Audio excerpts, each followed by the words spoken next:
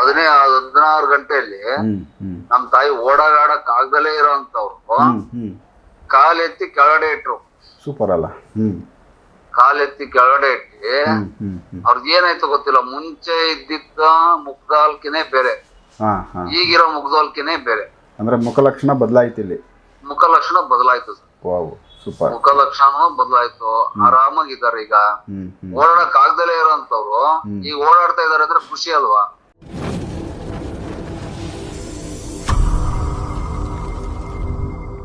ನಮಸ್ಕಾರ ವೀಕ್ಷಕರೇ. ನಮಸ್ಕಾರ ವೀಕ್ಷಕರಿಗೆ. ಭಗವಾನ್ ಸರ್ಜು ಹತ್ರ ಒಬ್ರು ರಿಸಲ್ಟ್ ಪಡೆದವರು ನಮ್ಮ ಜೊತೆ ಮಾತಾಡೋಕೆ ರೆಡಿ ಇದ್ದಾರೆ. ಫಸ್ಟ್ ಮಾತಾಡಿಸ್ತೀನಿ, ಅದಾದ್ಮೇಲೆ ಅದು ಏನು ಕೇಸು ಅಂತ ಅವ್ರು ತಿಳಿಸ್ತಾರೆ. ನಮಸ್ಕಾರ ಸರ್. ಸರ್ ನಮಸ್ಕಾರ ಸರ್. ಈಗ ನಿಮ್ಮ ತಾಯಿಯವ್ರಿಗೆ ಸಂಬಂಧಪಟ್ಟಂತೆ ಸ್ವಲ್ಪ ತೊಂದರೆ ಆಗಿತ್ತು, ಅದನ್ನು ಸರ್ ಭಗವಾನ್ ಸರ್ ರೆಡಿ ಮಾಡಿದ್ದಾರೆ. ಅದ್ರ ಬಗ್ಗೆ ಒಂದಷ್ಟು ವಿಚಾರ ತಿಳಿಸಿ, ಏನಾಗಿತ್ತು? ಸರ್ ನಮ್ಮ ತಾಯಿಗೆ ಓಡಾಕ್ ಆಗ್ತಾ ಇರ್ಲಿಲ್ಲ. ಅವ್ರಿಗೆ ಸಿಕ್ಕಾಪಟ್ಟೆ ದಿನದಿಂದ ಸ್ವಲ್ಪ ನೆಗೆಟಿವ್ಸ್ ಜಾಸ್ತಿ ತುಂಬಾ ಇತ್ತು. ಅವ್ರಿಗೆ 15 ದಿವಸ ತಿಂಗಳಿಗಿಂದ ಕಾಲು ಎತ್ತಿಡಕ್ಕೂ ಆಗ್ತಿರ್ಲಿಲ್ಲ ಅವ್ರ ಕೈಯಲ್ಲಿ. ಕುಂತ್ರೆ ಎದೊಳಕ್ ಆಗ್ತಿಲ್ಲ, ಎದ್ರೆ ಕೂರಕ್ ಆಗ್ತಿರ್ಲಿಲ್ಲ. ಎರಡ್ ಕಾಲೂನು ತುಂಬಾ ಊತ ಬಂದಿದ್ವು. ಪ್ಲಸ್ ಏನಂದ್ರೆ ಅವ್ರ ಕೈಲಿ ಓಡಾಡಕ್ಕೆ ಆಗ್ತಾ ಇರ್ಲಿಲ್ಲ ಅವ್ರ ಕೈ. ನಾನು ನಿಮ್ಮ ಸ್ವದೇಶಿ ವಿಡಿಯೋ ನೋಡಿದ್ಮೇಲೆ ಭಗವಾನ್ ಗುರುಜಿ ಅವ್ರ ನಂಬರ್ ತಗೊಂಡು ಆಮೇಲೆ ಭಗವಾನ್ ಗುರುಜಿ ಅವ್ರ ಹತ್ರ ಟೈಮ್ ತಗೊಂಡು ನಮ್ ತಾಯಿಗೆ ನಾನು ರೆಡಿ ಮಾಡಿಸ್ದೆ.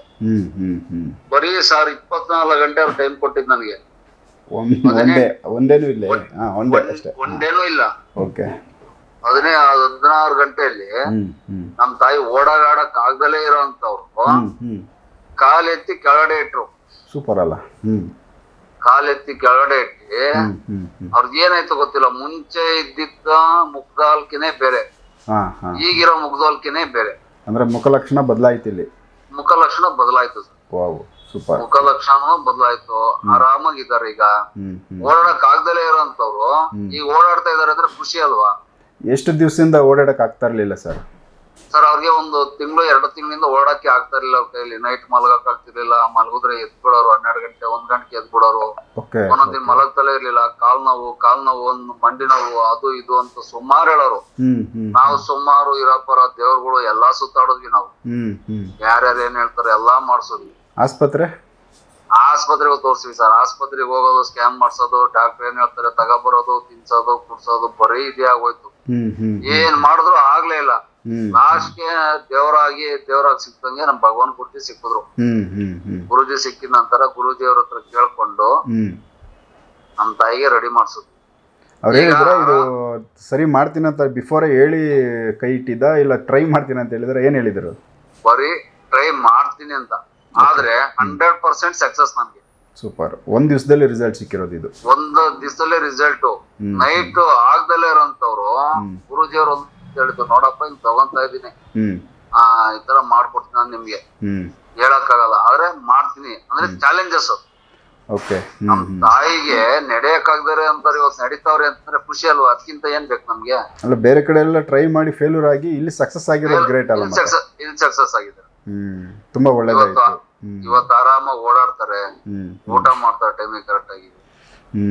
ಏನೋ ಅಷ್ಟು ಇದ್ದಿದ್ದು ತುಂಬಾ ಚೆನ್ನಾಗಿ ಇವತ್ತು ನಮ್ಗೆ ಒಂಥರ ಖುಷಿ.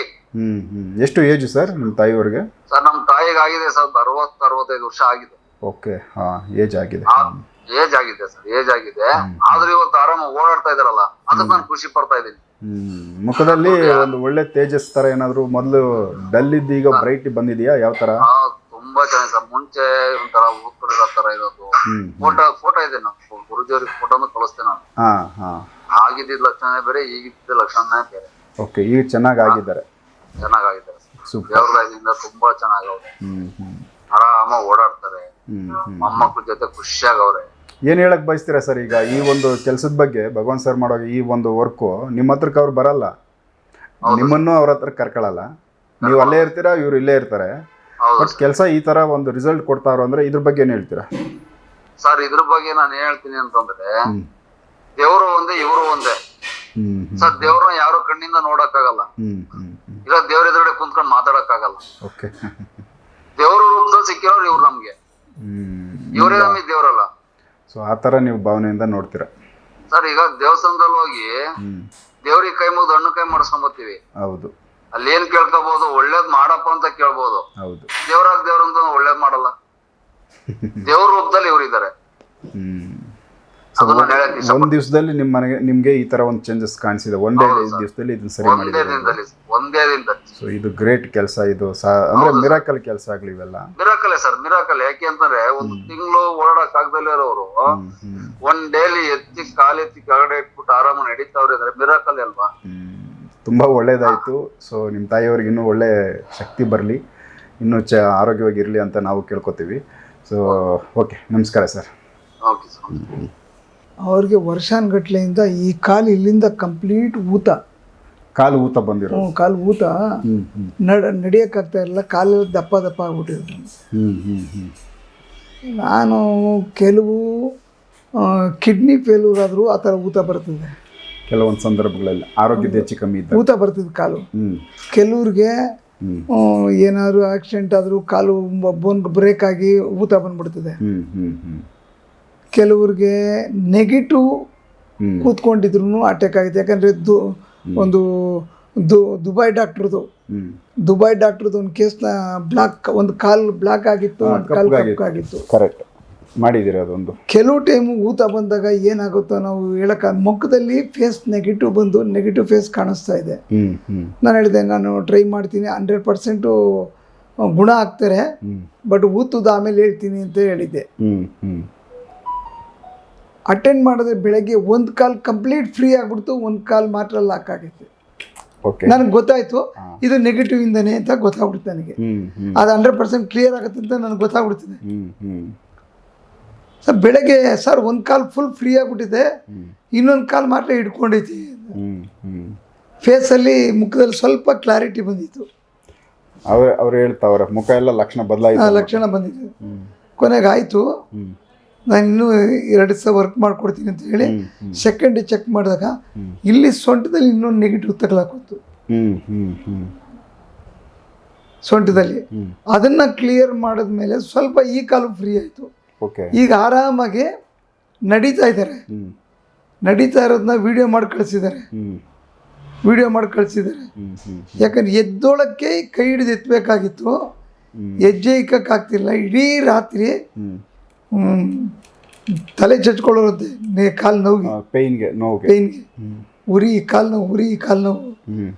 ಕೊನೆಗೆ ಇವಾಗ ನಡ್ಕೊಂಡು ಅವರು ಅಕ್ಕಪಕ್ಕದ ಮನೆಗಳಿಗೆ ನಡ್ಕೊಂಡು ಹೋಯ್ತವ್ರೆ, ನಡ್ಕೊಂಬತ್ತವ್ರೆ, ಓಡಾಡ್ತವ್ರೆ ಆರಾಮಾಗೆ.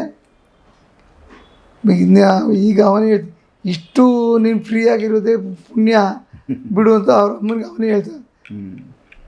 ಮನೆ ಕ್ಲೀನ್ ಮಾಡಿ ನೀಟ್ ಮಾಡಿ ಪಿರಮಿಡ್ಗಳೆಲ್ಲ ಸ್ಟ್ರಾಂಗ್ ಮಾಡಿಕೊಟ್ಟಿದ್ದೀನಿ. ಬಟ್ ನಾನು ಹೇಳೋದೇನೆಂದರೆ, ಎಷ್ಟೋ ಫ್ಯಾಮಿಲಿ ಎಷ್ಟೋ ಮನೆಗಳಲ್ಲಿ ಇವತ್ತಿನ ಸಹ ಅಯ್ಯೋ ಭಾಳ ವರ್ಷ ಆಯ್ತು ಅವರು ನಡೆಯೋಕ್ಕಾಗ್ತಾ ಇಲ್ಲ, ಮೂಲೆಯಲ್ಲಿ ಕೂತ್ಕೊಂಡ್ಬಿಟ್ಟವ್ರೆ. ಆಮೇಲೆ ಎಷ್ಟೋ ವರ್ಷ ಆಯಿತು ಅವ್ರು ಎಲ್ಲ ಕಡೆ ತೋರಿಸ್ತೋ ಏನೂ ಆಗಿಲ್ಲ. ಇದನ್ನು ಅವ್ರಿಗವರೇ ಸಮಾಧಾನ ಪಟ್ಕೊಂಡು ಸ್ವಲ್ಪ ಏಜ್ ಆಗೈತೆ ಅಂದರೆ ಇವ್ರು ಇಷ್ಟೇ ಕತೆ, ವಯಸ್ಸಾಗೋಯ್ತು ಬಿಡು, ಈ ಥರ ಬಿಟ್ಕೊಂಡು ಕೂತಿರ್ತಾರೆ. ಈ ಥರ ಬಿಟ್ಕೊಂಡು ಕೂತ್ಕೊಂಡಿದ್ದಾಗ ಒಂದು ಸರಿ ಪರೀಕ್ಷೆ ಮಾಡಿಸೋದ್ರಲ್ಲಿ ತಪ್ಪೇನೈತೆ? ಟ್ರೈ ಮಾಡ್ಬೋದು. ಅವ್ರಿಗೆ ಇನ್ನೊಂದು ಜೀವ ಉಳ್ಕೋತಿದೆ, ಆರಾಮಾಗಿರ್ತಾರೆ. ಈಗ ಕಾಲು ಹಿಂಗೆ ಆಗೋಯ್ತು, ಇವ್ರು ಇಷ್ಟೇ ವಯಸ್ಸಾಯ್ತು ಅಂತ ಬಿಟ್ಬಿಟ್ರೆ, ಈಗ ನನ್ನ ಸ್ಟೇಜಲ್ಲಿ ಕಾಲಲ್ಲಿ ಚರ್ಮ ತೆಗೆದ್ರು, ಚರ್ಮ ಹಾಕಿದ್ರು, ನಡೆಯೋಕ್ಕಾಗ್ತಾ ಇಲ್ಲ, ಲಾಕ್ ಆಗ್ತಾಯಿತ್ತು. ಆದರೂ ಕಾರ್ ನಾನೇ ಓಡಿಸ್ತಾ ಇದ್ದೆ.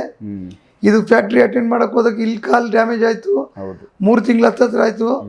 ನನ್ನ ಸ್ಟೇಜಲ್ಲಿ ಬೇರೆಯವ್ರು ಯಾರನ್ನ ಇದ್ದಿದ್ರೆ ಮಂಚದಿಂದ ಕೆಳಗಡೆ ಅಂತೂ ಅವ್ರ ಅಪ್ರಾಣಿ ಹಿಡಿತಾರೆ, ಹಿಡಿತಾ ಇಲ್ಲ. ಈಗಲೂ ಕಾರ್ ನಾನೇ ಓಡಿಸ್ತೀನಿ. ಡಾಕ್ಟ್ರು ನಮ್ಮ ಮನೆಯವರೆಲ್ಲ ಗಲಾಟೆ ಮಾಡಿದ್ದಕ್ಕೆ ಡ್ರೈವರ್ ನಿಕ್ಕಿದ್ದೀನಿ. ಯಾಕಂದರೆ ಅವರು ಈ ಬೇರೆಯವ್ರು ಏನು ಮಾಡ್ತಾರೆ, ನಮಗೆಲ್ಲ ಗೊತ್ತಿರೋದಕ್ಕೆ. ಬೇರೆಯವರು ನಡೆಯೋಕ್ಕಾಗಲ್ಲ ಬಿಡಿ, ಅಲ್ಲಿ ತೋರಿಸ್ತೋ ಇಲ್ಲಿ ತೋರಿಸ್ತೋ, ಇಂಜೆಕ್ಷನ್ ಕೊಟ್ಟರು, ಟ್ಯಾಬ್ಲೆಟ್ ಕೊಟ್ಟರು, ಪೂಜೆ ಮಾಡಿಸೋ, ಇಷ್ಟೇ ನಮ್ಮದು ಅಷ್ಟೇ ಅಂದ್ಬಿಟ್ಟು ಹಂಗೆ ಹೋಯ್ತಾರೆ. ಅದಕ್ಕೆ ಪರೀಕ್ಷೆ ಮಾಡಬೇಕು. ಒಂದಲ್ಲ ಒಂದು ಕಡೆ ಎಲ್ಲೋ ಒಂದು ಕಡೆ ರಿಸಲ್ಟ್ ಸಿಗ್ತದೆ ಅಂದಾಗ ಆ ಯೂಟ್ಯೂಬ್ಗಳು ನೋಡಿದಾಗ ಇರ್ತಾರೆ ಒಂದು 20 ಜನ 30 ಜನ. ಎಲ್ಲಿ ನಿಮಗೆ ಸಮಾಧಾನ ಅನಿಸುತ್ತೆ ಅಲ್ಲಿ ನೋಡಿ. ಅದಾಗೋದು ಈ ದುಡ್ಡಲ್ಲಿ ನಿಮ್ದೇನು ಪರೀಕ್ಷೆ ಏನು ಕೋಟಿಗಟ್ಟಲೆ ಕಳ್ಕೊಳ್ಳಲ್ಲ. ಇಲ್ಲಿ ನಾವೇ ನಿಮ್ಮ ದುಡ್ಡು ತೊಗೊಂಡು ಇಲ್ಲಿ ಪ್ಯಾಲೇಸ್ ಕಟ್ಟೋಕ್ಕಾಗಲ್ಲ. ಪ್ಯಾಲೇಸ್ ಪ್ರತಿಯೊಬ್ಬನು ಹೊಟ್ಟೆಪಾಡಿಗೋಸ್ಕರನೇ ಕೆಲಸ ಮಾಡ್ತೀನಿ. ಹೌದು. ಹೊಟ್ಟೆಪಾಡಿಗೆ ಯಾರು ಫ್ರೀಯಾಗಿ ಮಾಡಿಬಿಟ್ಟು ನಮಗೆ ಡ್ಯಾಮೇಜ್ ಆದರೆ ಇನ್ನೊಬ್ರ ತೋಗಿ ನಾವು ಭಿಕ್ಷೆ ಹತ್ಬೇಕಾಗಿಲ್ಲ. ಹೌದು. ಪ್ರತಿಯೊಬ್ಬರೂ ಇವತ್ತು ಸಮಾಜದಲ್ಲಿ ಹುಟ್ಟಿದವರು ಒಂದು 10 ರೂಪಾಯಿ ಸಂಪಾದನೆಗೋಸ್ಕರನೇ ಆಚೆ ಕಡೆ ಹೋಗೋದು. ನಾನು ಫ್ರೀಯಾಗಿ ಮಾಡ್ತೀನಿ, ನಾನು ಪುಕ್ಸಟ್ ಮಾಡಿ ನೀನು ಫ್ರೀಯಾಗಿ ಮಾಡ್ತೀನಿ ಅನ್ನೋಕ್ಕೆ ನಾನು ಮೀಡಿಯಾದಲ್ಲಿ ಕೂತ್ಕೊಂಡಿರ್ತೀವಿ, ಕೆಟ್ಟ ಮಾತು ಬರಲ್ಲ ನಮಗೆ. ಯಾಕಂದರೆ ಪ್ರತಿಯೊಬ್ಬರು ಅವ್ರ ತೂಕ ಇರ್ತದೆ, ಅವ್ರವ್ರ ತೂಕ ತಕ್ಕಂತೆ ಅವ್ರು ಕೆಲಸ ಮಾಡ್ತಾರೆ. ಅದಕ್ಕೆ ನಾವು ಮಾತಾಡೋರು, ನೋಡೋರು, ಮಟ್ಟೋರು ಒಳ್ಳೇದಾಗುತ್ತಾ ಬಿಡುತ್ತಾ. ಅದಕ್ಕೆ ನೀವು ಒಂದು ಡಾಕ್ಟರ್ ಹತ್ರ ಹೋಗ್ತೀರಾ, 1 ಲಕ್ಷ ಬಿಲ್ ಕಟ್ಬಿಟ್ಟು ಒಳಗಡೆ ಬನ್ನಿ ಅಂತಾರೆ ಕೆಲವು ಹಾಸ್ಪಿಟ್ಲಲ್ಲಿ. ಕೆಲವು ಹಾಸ್ಪಿಟ್ಲ್ ಬೆಡ್ ಮೇಲೆ ಮನ್ಕೊಂಡ್ಮೇಲೆ ಬಿಲ್ ಕಟ್ಟು ಅಂತಾರೆ. ಕೆಲವು ಹಾಸ್ಪಿಟ್ಲಲ್ಲಿ ಸತ್ತೋಗೋರೆ ಅಂದ್ರೆ ಕೂಡ ಎಣೆ ಎತ್ಕೊಂಡು ಹೋಗೋದಕ್ಕೆ ಇಟ್ಟು ಬಿಲ್ ಆಗದೆ ಕಟ್ಬಿಟ್ಟು ಎತ್ಕೊಂಡು ಹೋಗಪ್ಪ ಅಂತಾರೆ. ಡಾಕ್ಟರ್ಗಳ ಹತ್ರ ನೀವು ಯಾಕೆ ಕೇಳಲ್ಲ? ಅಲ್ಲಿ ಯಾಕೆ ಈ ಕರುಣೆ ಇಲ್ಲ? ಯಾಕೆ ಕೇಳಲ್ಲ? ಯಾವೊಬ್ಬರು ಸ್ವಾಮೀಜಿ, ಗುರುಜಿ ಅಂದಾಗ ಅವ್ರ ಪ್ರಾಣ ಒತ್ತಾಯಕ್ಕೆ ಏನೋ ಮಾಡ್ತಾರೆ. ಹೌದು, ಎಲ್ಲೋ ಮಾಡ್ತಾರೆ, ಎಲ್ಲೋ ಒಂದು ಕಡೆ ಫೇಲ್ಯೂರ್ ಆಗಿರ್ತಿದೆ. ಈಗ 22,000 ಕೇಸ್ ನಾನು ಅಟೆಂಡ್ ಮಾಡಿರೋ ರೆಕಾರ್ಡ್ ಬ್ರೇಕ್. ಹೌದು. ಒಂದು 15 ಕೇಸ್ ಫೇಲ್ಯೂರ್ ಆಗೈತೆ. 22,000ಕ್ಕೆ 15 ಫೇಲ್ಯೂರ್ ಆಗಲಿಲ್ಲ ಅಂದರೆ 15 ಜನ ಮನಸ್ಥಿತಿ ಸರಿ ಇಲ್ಲದಾರ ಅವರು ಕೂಡ ಕಂಫರ್ಟೇಬಲ್ ಇರಬೇಕಲ್ವಾ? ಅವರು ನಮ್ಮ ಹತ್ರ ಬರ್ಬೇಕಂದ್ರೆ ಅವರು ನಂಬಿಕೆಯಿಂದ ಈಗ ನಿಮ್ಮ ಮುಂದೆ ಒಂದು ಫೋನ್ ಬಂತು, ನನ್ನ ಎಪಿಸೋಡ್ ನೋಡಿ, ನನ್ನ ಮೇಲೆ ನಂಬಿಕೆ ಇದ್ರೆ ಬನ್ನಿ, ಇಲ್ಲದೆ ಬರಬೇಡಿ ಹಿಂದೆ. ಹೌದು. ನನ್ನ ಬನ್ನಿ ಅಂತ ನಾನು ಯಾರಿಗೂ ಕರೆಯಲ್ಲ ಇವತ್ತರೆಗೂ. ಸರ್ 2 ತಿಂಗಳು 3 ತಿಂಗಳು ಕಾಯ್ದಿದ್ದಾರೆ ನನ್ನ ನಂಬರ್ ತಗೊಂಡು. 1 ವರ್ಷ ಕಾಯ್ಕೊಂಡಿದ್ದು ಫೋನ್ ಮಾಡಿದ್ದಾರೆ. ಈಗಲೂ 12-13 ಕೇಸ್ಗಳು ಪೆಂಡಿಂಗ್ ಇದೆ, ನನಗೆ ಮಾಡೋಕ್ಕೆ ಟೈಮ್ ಇಲ್ಲ. ಈಗ ಶೂಟಿಂಗ್ ಮುಗಿದ ತಕ್ಷಣ 2 ಗಂಟೆಗೆ ಅಪಾಯಿಂಟ್ಮೆಂಟ್ ಕೊಟ್ಟಿದ್ದೀನಿ. ಎಲ್ಲ ಇಲ್ಲಿಂದ ಒಂದು 45 ಕಿಲೋಮೀಟರ್ ಹೋಗ್ಬೇಕು, ಡ್ರೈವರ್ಗೆ 2 ಗಂಟೆ ಮೇಲೆ ಬಂದಿದ್ದೀನಿ. ಓಕೆ, ವಿಸಿಟ್ ಮಾಡಕ್ಕೆ ನನ್ನ ನಂಬಿಕೆ ಕಾಯ್ತಾ ಇರೋರು ಭಾಳ ಜನ ಇರ್ತಾರೆ. ಯಾರನ್ನೂ ಅಳಗಳಿಬಾರ್ದು. ಪರೀಕ್ಷೆ ಅಷ್ಟೇ ಮನುಷ್ಯನಿಗೆ. ನೀವು ಬದುಕಬೇಕು, ಚೆನ್ನಾಗಬೇಕು, ಹೆಂಗೋ ಅಂದಾಗ ನೀವು ಹೋಗ್ತೀರಾ. ಹೋದ್ಮೇಲೆ ಹೆಚ್ಚು ಕಮ್ಮಿ ಆಯಿತು ಅಂದರೆ ಊರೆಲ್ಲ ತಮಟೆ ಹೊಡ್ಕೊಂಡು ತಿರ್ಗಿದ್ರೆ ಅದಕ್ಕೆ ಅನುಮಾನದಲ್ಲಿ ಕೆಲಸಗಳು ಆಗಲ್ಲ. ಅನುಮಾನದಲ್ಲಿ ಹೊತ್ತು ಯಾರನ್ನೂ ಹೋಗ್ಬೇಡಿ. ಅನುಮಾನ ಇದ್ಮೇಲೆ ಹೋಗ್ಲೇಬೇಡಿ, ಯಾರ ಸುಮ್ಮನೆ ಇರೋದು ಒಳ್ಳೆಯದು ಅಲ್ವಾ? ಈಗ ಸ್ವಾಮೀಜಿ ಅಂದ ತಕ್ಷಣ ಕೆಲವು ಜನ ಕಾವಿ ಬಟ್ಟೆ ಹಾಕೋತಾರೆ. ನಾನು ಆ ಕಾವಿ ಬಟ್ಟೆ ಮುಟ್ಟೋದೇ ಇಲ್ಲ. ಹೌದು, ಅದು ಅವ್ರವ್ರಿಗೆ ಸಂಬಂಧಪಟ್ಟಿದ್ದು. ಈಗ ದೇವಸ್ಥಾನ ಪೂಜಾರಿ ಮಾಡೋರು ಪ್ಯಾಂಟ್ ಶರ್ಟ್ ಹಾಕೊಂಡು ಮಾಡಲ್ಲ. ಅವರೊಂದು ಅದು ನೇಮ ಐತೆ. ಒಂದು ಕಾವಿ ಬಟ್ಟೆ ಹಾಕ್ತಾರೆ, ಒಂದು ಮಣಿ ಹಾಕ್ತಾರೆ, ಏನೋ ಮಾಡ್ತಾರೆ, ಪೂಜೆ ಮಾಡ್ತಾರೆ. ನನಗದು ಯಾಕೆ ಎಷ್ಟೋ ಜನ ಸ್ವಾಮೀಜಿಗಳು ಕಾವಿ ಬಟ್ಟೆ ಹಾಕೊಂಡು ಮೋಸ ಮಾಡಿದ್ದಾರೆ, ಇನ್ನೊಂದು ಮಾಡಿದ್ದಾರೆ, ಜೈಲಲ್ಲಿ ಕೂತಿದ್ದಾರೆ. ನನಗೆ ಆ ಬಟ್ಟೆ ನೋಡಿದ್ರೆ ಒಂಥರ ಅಲರ್ಜಿ ಆಗ್ಬಿಟ್ಟಿದೆ. ಇಷ್ಟ ಇಲ್ಲದಾಗ ನನಗೆ ಇಷ್ಟ ಇಲ್ಲ. ನಾನು ಹಿಂಗೆ ರೆಡಿ ಮಾಡ್ತೀನಿ. ಎಷ್ಟೋ ಜನ ಹೇಳ್ತಾರೆ ನೀವು ಎಷ್ಟು ಸಿಂಪಲ್ಲಾಗಿ ಕೂತಿರ್ತೀರ, ಏನೂ ಹಾಕೋದಿಲ್ಲ. ಬಟ್ ಏನು ಹಾಕಬೇಕು, ನಮ್ಗೆ ಹಾಕೋದು ಬೇಕಾಗಿಲ್ಲ. ನಮ್ಮ ತಾಕತ್ತು ಇಲ್ಲಿರಬೇಕು, ಕೆಲಸದಲ್ಲಿ ಮಾಡಬೇಕು. ನಾವು ಮಾತಾಡೋದ್ರಲ್ಲಿ ಇರ್ಬೇಕು ತಾಕತ್ತು. ನನ್ನ ಕೆಲಸದ ಮೇಲೆ ತಾಕತ್ತು ಇರಬೇಕು ಅಷ್ಟೇ. ನೀನು ಕೊಡೋದು ಮುಖ್ಯ ಅಲ್ಲ, ನಾವು ತಗೊಳ್ಳೋದು ಮುಖ್ಯ ಅಲ್ಲ. ಈಗ ಅವ್ರು ಹೇಳಿದ್ರು 24 ಗಂಟೆಲಿ ನಮ್ಮ ತಾಯಿ ಚೆನ್ನಾಗಾದ್ರು ಅಂದರೆ ನೀವು ಅಬ್ಸರ್ವ್ ಮಾಡ್ದಂಗೆ 2 ಡೇಸ್ ಕೆಲಸ ಮಾಡಿದ್ದೀರಾ ಅದಕ್ಕೆ. ಹೌದು. ಆ 2 ಡೇಸಲ್ಲಿ ಎಷ್ಟು ನೆಗೆಟಿವ್, ಏನು ತೊಂದರೆ, ಅದು ಯಾವ ಥರದ್ದು ನೆಗೆಟಿವ್ ರಿಮೂವ್ ಮಾಡಿದ್ದು? ಒಟ್ಟು 3 ನೆಗೆಟಿವ್ ಹೊರಗಡೆ ಬಂದಿದೆ. 3 ನೆಗೆಟಿವ್ ಹೊರಗಡೆ ಬಂದಿದೆ. ಆ 3 ನೆಗೆಟಿವಿಂದನೇ ಇವ್ರಿಗೆ ಎಲ್ಲ ವಯಸ್ಸಾದವರು. ಅವ್ರ ಕೈಲಿ ನಡೆಯೋಕ್ಕಾಗ್ತಾ ಇರಲಿಲ್ಲ, ಈ ಅಮ್ಮಂಗೆ ನಡೆಯೋಕ್ಕಾಗ್ತಾ ಇರಲಿಲ್ಲ. ಅವ್ರ ಬಾಡಿ ಒಳಗಡೆ ಕೂತ್ಕೊಂಡಿದ್ದಾಗ ಮೈಂಡ್ ವರ್ಕ್ ಮಾಡ್ತಿರ್ತಾರೆ. ನನಗೆ ವಯಸ್ಸಾಯಿತು, ನಂಗೆ ನಡೆಯೋಕ್ಕಾಗಲ್ಲ, ನನಗೆ ಹೆಜ್ಜೆಯಕ್ಕಾಗಲ್ಲ ಅಂತ ಅಂದ್ಬಿಟ್ಟು ಅವ್ರ ಮನಸ್ಸಿಗೆ ಮೈಂಡ್ ವರ್ಕ್ ಮಾಡ್ತಿರ್ತಾರೆ. ಆವಾಗ ಇವ್ರ ಕೈಯಲ್ಲಿ ನಡೆಯೋಕ್ಕಾಗಲ್ಲ. ಅವ್ರನ್ನ ತೆಗೆದುಬಿಟ್ರೆ ಇವರು ಒರಿಜಿನಲ್ ಮೈಂಡ್ ಕೆಲಸ ಮಾಡೋಕ್ಕೆ ಶುರು ಮಾಡ್ತೀವಿ. ನನಗೇನಾಗಿದೆ, ನಾನು ಯಾಕೆ ಹಿಂಗಿದ್ದೀನಿ? ಸೊ ಇದು ಮೇಯ್ನಾಗಿ ಒಂದು ಆತ್ಮಗಳಲ್ಲಿರೋ ಎಫೆಕ್ಟು ಯಾವ ದೇಹಕ್ಕೆ ಹೋಗ್ತದೆ ಆ ದೇಹದ ಮೇಲೆ ಪರಿಣಾಮ ಬೀರ್ತವೆ. ಕೆಲವು ಜನ ಹೇಳ್ತಾರೆ ನೋಡಿ, ಸಣ್ಣ ಮಕ್ಕಳು ಇವನು ಸರ್ ಚಿಕ್ಕ ಹುಡುಗ ವಯಸ್ಸಾದವ್ರ ಥರ ದೊಡ್ಡ ದೊಡ್ಡವ್ರ ವಿಷಯಗಳೆಲ್ಲ ಮಾತಾಡ್ತಾನೆ ಇವನು ಅಂತಾರೆ. ಯಾಕೆ? ಆ ಮಗುಗೆ ವಯಸ್ಸಾದಂಥ ವ್ಯಕ್ತಿಗಳ ಆತ್ಮ ಬಂದು ತಗಲಾಕೊಂಡಿದ್ರೆ ಅವನ ಬಾಯಲ್ಲಿ ಬರ್ತಕ್ಕಂಥಕ್ಕೆಲ್ಲ ದೊಡ್ಡ ದೊಡ್ಡ ಮಾತುಗಳು, ಮೆಚುರಿಟಿ ಮಾತುಗಳು, ಅದು ಅರ್ಥ ಆಗಲ್ಲ. ಅವಾಗ ಇವ್ರೇಂತಾರೆ, ನನ್ನ ಮಗ ಎಷ್ಟು ಬುದ್ಧಿವಂತ, ಎಷ್ಟು ಮಾತಾಡ್ತಾನಂತಾರೆ, ಇವ್ರು ಕೊಂಡಾಡ್ತಿರ್ತಾರೆ.